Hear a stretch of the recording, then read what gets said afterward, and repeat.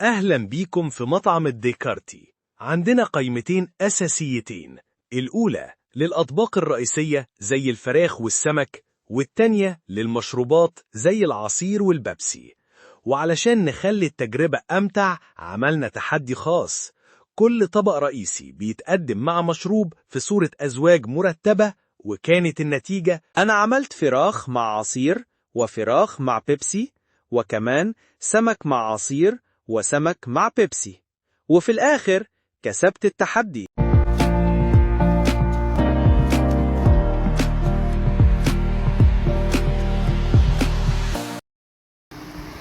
وبعد ما سمعنا قصتنا الجميلة قدرنا نعرف من الأربع أصناف اللي كانوا عندنا قدرنا نكون منهم 4 أزواج مرتبة. كل زوج مرتب كان بيدل على وجبة هي عبارة عن وجبة طعام زائد مشروب. كانت فكرة القصة كلها بتوضح فكرة درس النهاردة اللي هو حاصل الضرب الديكارتي. ولو انت جاهز يلا بينا نبدأ.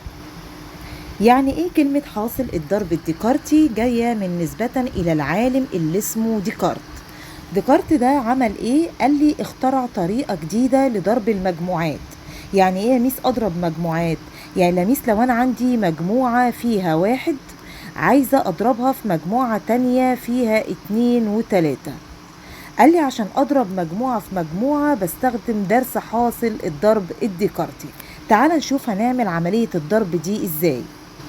والمقصود هنا مش معنى ان انا اضرب يعني امسك الواحد اضربه في الاتنين فاقول بيساوي 2. طبعا الكلام ده غلط. امال ديكارت عمل ازاي طريقة ضرب المجموعات؟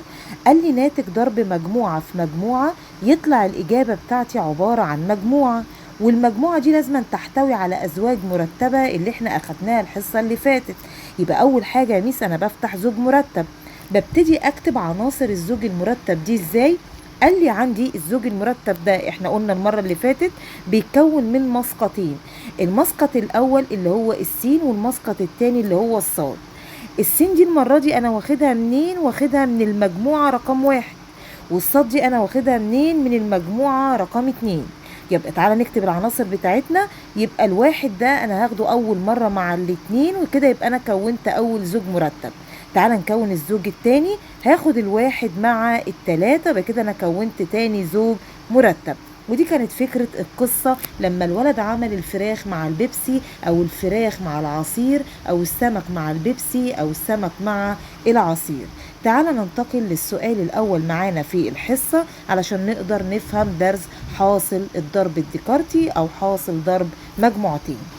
واول سؤال معايا هنا بيقول لي انا هاخد عملية ضرب مجموعتين منتهيتين. يعني ايه كلمة منتهيتين؟ يعني اقدر اعد العناصر بتاعتهم يبقى اسمهم مجموعتين منتهيتين. طيب تعال نشوف. انت بتقول لي السين هي فيها المجموعة 1 و2 والصاد هي المجموعة 3 و4 و5. السؤال بيقول لي اوجد س ضرب الصاد ومثل الناتج اللي هيطلع ده اللي هو س ضرب صاد بمخطط سهمي واخر بمخطط بياني. تعال نجاوب الاسئله بتاعتي واحده واحده. اول حاجه انا عايز اجيب في الحل بتاعي، عايز اجيب س ضرب صاد. علشان ما اتلخبطش اكتب اجابه السين او مجموعه السين كانت فيها مين واكتب مجموعه الصاد كانت فيها مين. يا ميس السين كانت عباره عن الواحد والاتنين، هضربها مع الصاد كانت فيها 3 وال4 وال5. انا عايز اعمل عملية ضرب المجموعة الاولى في المجموعة التانية. تعال نشوف هنضربهم ازاي. اول حاجة الاجابة بتاعتي زي ما قال لي العالم ديكارت تطلع عبارة عن مجموعة جوه منها ازواج مرتبة. ابتدي اخد الواحد مع 3. امسك اول حاجة الواحد مع 3. لازم امسك الواحد مع كل العناصر اللي موجودة في المجموعة التانية. بعد ما اخلص الواحد ابتدي اتنقل على الاتنين. يبقى انا اخدت الواحد مع 3 وكونت زوج مرتب. هاخد الواحد مع 4، هاخد الواحد مع 5، وارجع اخد يا ميس زوج مرتب تاني الاتنين مع 3، واخد كمان الاتنين مع 4، واخد كمان الاتنين مع 5. وبعد ما اخلص عناصر المجموعة الاولى اقفل خلاص قوس المجموعة بتاعي. اللي انا عملته ده هو عملية ضرب المجموعة س في المجموعة ص. طيب يبقى احنا كده فهمنا ازاي بنضرب مجموعتين في بعض. اخد عناصر الاولى مع عناصر التانية واخلصهم كلهم. تعالى نفهم يعني ايه كلمة مخطط سهمي. كلمة مخطط سهمي يعني الأزواج المرتبة اللي طلعت لك دي مثلها لي في شكل مخطط سهمي. سهمي يعني بيحتوي على أسهم. طب تعالى نشوف أنا ممكن أعمله إزاي بمخطط سهمي. طيب أول حاجة يا ميس أنا هرسم لنفسي مستطيل. المستطيل ده بيعبر عن المجموعة بتاعتي س، يبقى أنا أول حاجة هعمل مستطيل للمجموعة س، وهعمل مستطيل تاني للمجموعة عندي صاد، وابتدي اسميه ادي السين وادي الصاد.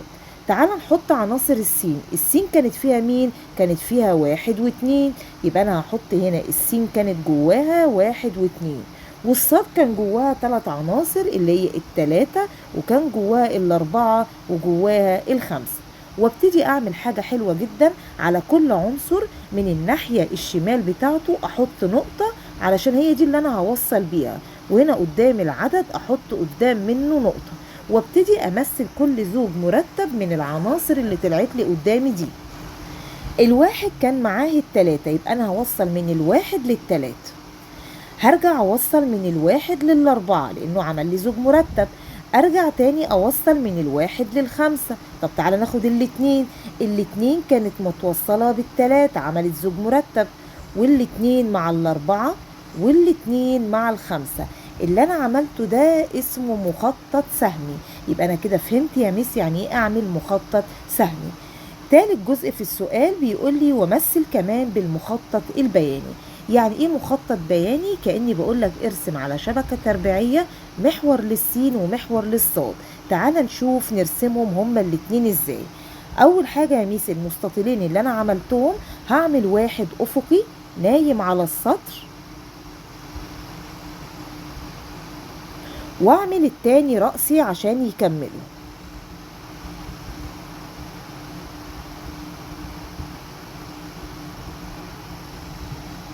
كده يا ميس انا عملت المحور الافقي بتاعي والمحور الرأسي. هرجع اسمي دي س، وارجع اسمي الجزء اللي فوق ده هو الصاد. والسين يا ميس كانت جواها 1 وكان جواها 2، والصاد كمان كانت جواها 3 وكان جواها 4 وكان جواها 5. يبقى انا عندي السين كانت جواها 3 و4 و5. تعالى نكتبهم كل واحد على سطر، يبقى ال3 وال4 وال5. وعلشان ما اتلخبطش يا ميس ببتدي ارسم لنفسي محاور. ازاي المحاور دي؟ تعالى نشوفها. باجي من عند الواحد يا ميس وابتدي اعمل له عمود، كأني برسم محور لنفسي، واجي من هنا اعمل له عمود. طبعا ده بعمله بالمسطره والقلم الرصاص.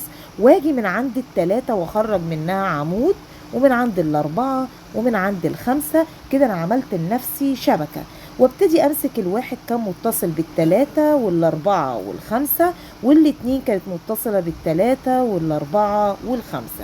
اللي انا عملته ده في الرياضه اسمه مخطط او اسمه رسم بياني او مخطط بياني. يبقى انا كده فهمت يا ميس يعني ايه كلمه مخطط سهمي، وفهمت كمان يعني ايه مخطط بياني. تعالى ننتقل للسؤال اللي بعد منه.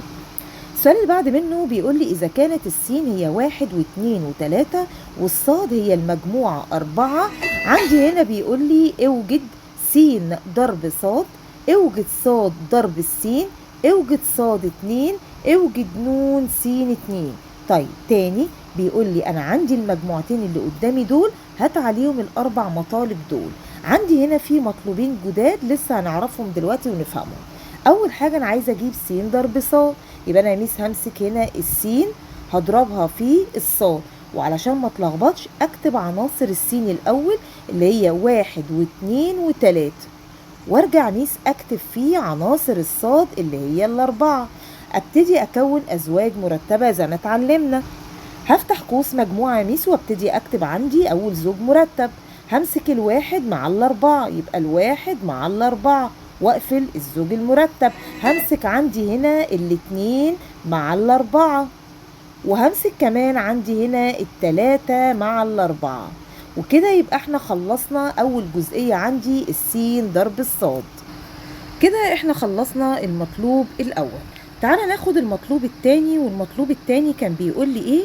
بيقول لي انا عايز اجيب الصاد ضرب السين. طيب تعالى نشوف. انت تاني حاجة عايز تجيب صاد ضرب س. طب هي كانت المجموعة صاد فيها مين؟ قال لي المجموعة صاد كانت فيها 4. طيب والسين كانت عبارة عن ايه؟ عبارة عن 1 و2 و3. تعالى نبتدي نعمل هنا الأزواج المرتبة بتوعي ونشوف هيطلعوا ايه. اول حاجه ميس انا هاخد الاربعه، افتح قوس مجموعه جوه منه زوج مرتب. الاربعه يا ميس انا هاخدها هنا عندي مع الواحد، وكمان الاربعه هرجع اخدها مع الاتنين، وعندي كمان هنا الاربعه هرجع اخدها مع التلاته. كده احنا عملنا الازواج المرتبه بتاعتي. بس قبل ما ننتقل على سؤال رقم 3 تعالى ننتبه لملحوظه حلوه جدا. ايه هي؟ لما احنا جبنا هنا السين ضرب الصاد طلع الزوج المرتب الأولاني هو 1 و4، ولما جينا هنا جبنا صاد ضرب السين طلع الزوج المرتب بتاعي كان 4 و1. السؤال هنا بيقول هل الزوج المرتب 1 و4 بيساوي 4 و1؟ أخدناه في الحصة اللي فاتت إن الأزواج المرتبة بتعتمد على الترتيب، يعني الواحد والأربعة لا يساوي الأربعة والواحد. يعني من هنا أنا أفهم إيه؟ قال لي يا ميس من هنا تفهم معلومة مهمة جدا، إن س ضرب صاد لا يساوي الصاد ضرب السين، وهي دي المعلومة المهمة اللي احنا عايزين نوصل ليها. يبقى أنا فهمت كده إن صاد ضرب س لا تساوي س ضرب الصاد. تعالى ناخد المعلومة اللي بعد منها. بيقول لي إيه؟ بيقول لي هنا أنا عايز أجيب صاد 2. يعني إيه صاد 2 يا ميس؟ يعني عايزني أضرب صاد في نفسها كمان مرة، يبقى صاد 2 المقصود بيها يعني صاد ضرب الصاد. يبقى انت كده فهمت يا حبيب قلبي يعني ايه صاد. فاحنا هنجيب هنا عندي صاد 2. طيب يبقى صاد 2 دي يا ميس عبارة عن صاد ضرب الصاد، والصاد كان جوه منها المجموعة 4، عايزة اضربها مع المجموعة 4. اوعى تقول 4 في 4 ب16. عرفنا ان ضرب الديكارتي او ضرب المجموعات عبارة عن ازواج مرتبة. يبقى انا يا ميس هقول له بيساوي وافتح قوس مجموعة واكتب جوه منها الاربعة هاخدها مع الاربعة وما عنديش عناصر تانية. يبقى انا كده جبت صاد 2. المطلوب الثالث كان مطلوب مني ايه؟ اخر مطلوب رقم 4 عايز يجيب نون س 2. يعني ايه كلمة نون؟ يعني عدد. طب ايه المقصود بالعدد ده؟ يعني عدد الازواج المرتبة اللي هتطلع لك. يبقى كلمة نون س 2 يعني هاتلي عدد الازواج المرتبة. يبقى لازم اول حاجة اجيب س 2. تعالى الاول نفهمها، وبعد ما نفهمها انا هعلمها لك بطريقة تانية. يبقى س 2 الميس قالت لي معناها يعني س في س. طيب وعندي هنا كانت عناصر السين بتساوي مين؟ الواحد والاثنين والتلاتة. يبقى انا يا ميس هضرب عندي هنا الواحد واثنين وتلاتة، هضربها كمان مرة في واحد واثنين وتلاتة. طب تعالى نشوف هنضرب ازاي. اول حاجة يا ميس انا هقوله بيساوي افتح قوس مجموعة واحط جوه منه ازواج مرتبة. اول حاجه يا ميس انا هاخد الواحد مع الواحد، لما اخلص الواحد كله 2 على الاتنين، الواحد مع الاتنين، وهاخد كمان عندي هنا الواحد مع التلاتة. خلصنا الواحد تعالى نبتدي ناخد الاتنين مع الواحد، وارجع كمان مره اخد الاتنين مع الاتنين، وارجع كمان مره اخد الاتنين مع التلاتة. خلصنا الاتنين ابتدي انقل على التلاتة، يبقى التلاتة مع الواحد، وهاخد التلاتة كمان مع الاتنين، واخد كمان يا ميس التلاتة مع التلاتة، واقفل عندي قوس المجموعة. طيب تعالى نعد عندي هنا كام زوج مرتب طلع لي. ادي 1 2 3 4 5 6 7 8 9. يبقى طلع العدد بتاعي كام زوج؟ 9 ازواج. طب هل يا ميس انت كل ما تيجي تطلبي مني نون س 2 اروح انا جايب لك كل الازواج المرتبه اللي فاتت دي كتيره قوي؟ طب اعمل ايه؟ قال لي هي س 2 كانت جواها كام؟ س بس كانت جواها كام؟ 1 و2 و3. تعالى نعدهم 1 2 3 يبقى دول 3 عناصر، 1 2 3 دول 3 عناصر. تعالى كده يا حبيب قلبي اضرب 3 في 3. يا ميس ده 3 في 3 ب9 اللي انا طلعتهم في الناتج اللي هنا. يبقى ما معنى كلمه نون س 2؟ يعني هات عناصر السين واضربها كمان مرة في نفسها فتديك 9. طب ما تيجي نطبق المثال ده لما اجي اقول لك انا عايز هنا في المعلومة دي أجيب نون س ضرب الصاد. طيب هي السين كانت جواها كام عنصر؟ 3، والصاد كانت جواها كام عنصر؟ 1. تعالى نضرب 3 في 1 يديني كام؟ 3. هل فعلا طلعوا 3 أزواج مرتبة؟ ادي 1 2 3. يبقى احنا فهمنا يعني ايه كلمة هات عدد الأزواج المرتبة اللي طلعت لك من الضرب. السؤال اللي احنا هناخده دلوقتي اختر ده هام جدا، وده بيتناقش معايا في مسألة العدد اللي احنا لسه واخدينه عشان نفهمها اكتر. س هي عبارة عن 0 و2، ونون صاد عدد الصاد بيساوي 5. عايزة اجيب نون س ضرب صاد. يعني ايه نون س ضرب صاد؟ يعني تجيب عدد السين وعدد الصاد وتضربهم في بعض. انا عندي عدد الصاد، طب عندي عدد السين لا، عددهم كام؟ 1 2، يبقى دول عنصرين. تعالى نضربهم، يبقى 2 في 5 تطلع لي الإجابة 10. يبقى الإجابة بتاعتي طلعت 10. تعالى نشوف السؤال اللي بعد منه. نون صاد بتساوي 4، عدد الصاد ب4، ونون س ضرب الصاد ب8، عدد ضربهم ب8. عايز يجيب نون س.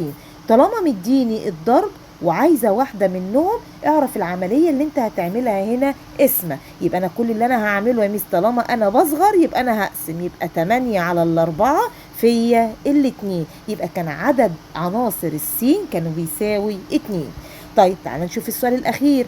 نون س 2 ب9، يعني السين ضرب نفسها تديني 9. طب ما أنا أقدر من هنا أجيب من نون س 2 أقدر أجيب نون س بس كانت جواها كام؟ يعني يا ميس جذر 9 يساوي 3. طيب ونون صاد 2 أقدر أجيبها؟ ده نون صاد 2 أنت مديهاني ب16، يعني يا ميس النون صاد بس يعني جذر ال16 فيطلع لي عندي ب4. طب انت عايز نون صاد ضرب السين، الصاد طلع عددهم بكام؟ ب4، برافو عليك.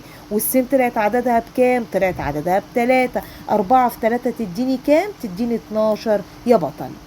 ودي كانت اخر فكرة عندي في قلب الحصة بتاعت النهاردة، وكده انت فهمت درس حاصل الضرب الديكارتي عندك في اقل من ربع ساعة. لو انت عايز تحل اسئلة اكتر او تتعمق اكتر في الدرس ارسل لي على رقم الواتساب وانا هرد عليك، او اشترك معايا في خدمة البرايفت. طيب هديك كمان تدريب عندك تحلهولي في التعليقات او تحله عندك في الكشكول وتحط لي الحل تحت عندك في التعليق. اختبر نفسك معايا، او التمارين بتاعت النهاردة هما سؤالين. اذا كانت السين ب2 والصاد ب3 و4 و5، انا عايزة اجيب س ضرب صاد، نون صاد 2 وعايزة اجيب س 2. طيب واذا كانت س ناقص 1 و29 بيساوي الزوج المرتب 4 وصاد تكعيب زائد 2، اوجد قيمة س زائد 2 صاد. ولو انت ما اتفرجتش على الحلقة الاولى بتاعت الزوجين المرتبين هيفوتك كتير، اتمنى ان انت ترجع لها عشان تقدر تحل السؤال. واشوفكم هناك ان شاء الله الحصة الجاية مع اول حصة في الهندسة.